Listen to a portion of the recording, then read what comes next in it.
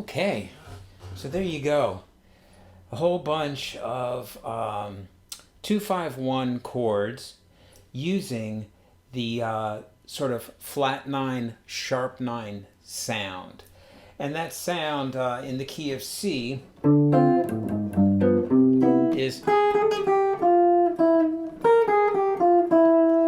And so that's basically what I'm doing, and I'm doing that the flat 9. So in the key of C on the 5 chord, the G chord, the flat 9 would be the A flat, the sharp 9 would be the A sharp.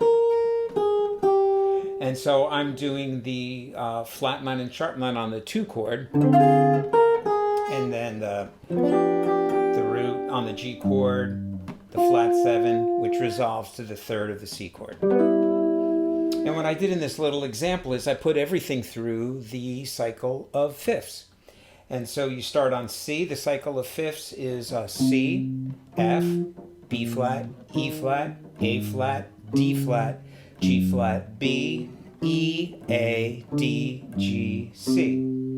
And I'll put a cycle of fifths in the description so you could check it out. It'll be a chart for you to check out. And so putting things through the cycle makes you practice them in all 12 keys. So in order to do this with this exercise, I gave you one version with what I call root on the 6th string and another version with root on the 5th string. So for example, if we did C root on the 5th string here, the 2 chord will be our D minor, half diminished because it's flat 5, but if you're thinking of the 5 chord, that's the flat 9, sharp 9, and then I do a 5 chord augmented with the 7 there, and then the root. So, and with the chords, so that's my little G7 augmented, G, F, B, D sharp, and also G on top. And then the 7th, and then it resolves to C major 7. And so in the examples, I'm just using a lot of 3 or 4 note chords. And so then the same thing with the C over here. On the 6th string, you're doing this 2 chord, that 5 chord, and that 1 chord. So it's the D minor 7 with the flat 5, then sharp 5, but again that sound is really over the 5 chord, so it's that flat 9, sharp 9 sound. And then the 5 chord, I'm just taking it off of this G7 here, which is like an open position C7, just with the G in the 10th fret, and I'm not playing the root. And then resolving to the C major 7, I have the root, the major 7, the 3rd, and the 5. So 2 fingerings for the same thing. One on the 5th string,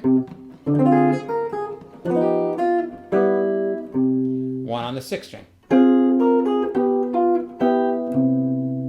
So now you may be looking at this and going, I don't see 6th string over here. So you need to start to get used to that you don't need to play. Okay, you don't need to do that. So so playing these little chords is nice. You get some really nice voice leading. You don't step on the bass player. Everything is cool and it's easy to finger and sounds great. And so I did 3 different versions of this. So the first version I did is this, where it's going. And then the second version is going, so this, I think of this as flat 9, sharp 9, then the root on the G chord, the flat 7, to the 3rd of the C. So the next one I do, instead of going, I'm going, so sharp 9, flat 9, root, flat 7, 3rd of the C chord. So here, the 2 chord, over here,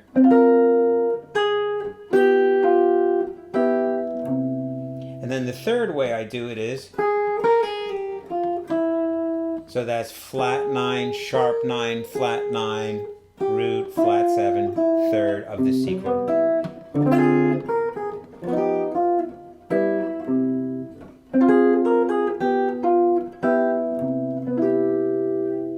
And there you have it. So what you need to do is to put these through the cycle of fifths, and it's a great practice tool. And if you can put these 2 5/1s through the cycle of fifths, that means that you could do it in any key and you can do it all over the neck. And that's sort of the purpose of this little exercise here. So start with C, root on the 6th string, and play your 2 5/1 with a flat 9, sharp 9 sound. Then the next one you have to go to is F. The next one has to be B flat. Oh, sorry. Then the next one is E flat. Next one is A flat. Next one is D flat. G flat. Next one is B. Then E. A. D.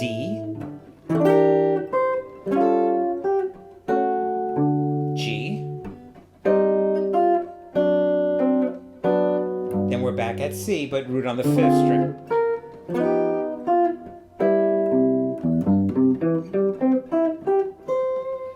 And there you have it. So that's a handy little exercise. It shows you some great voice leading and also great jazz sounds. And use that and have fun with it. Try it out. And until the next time, peace.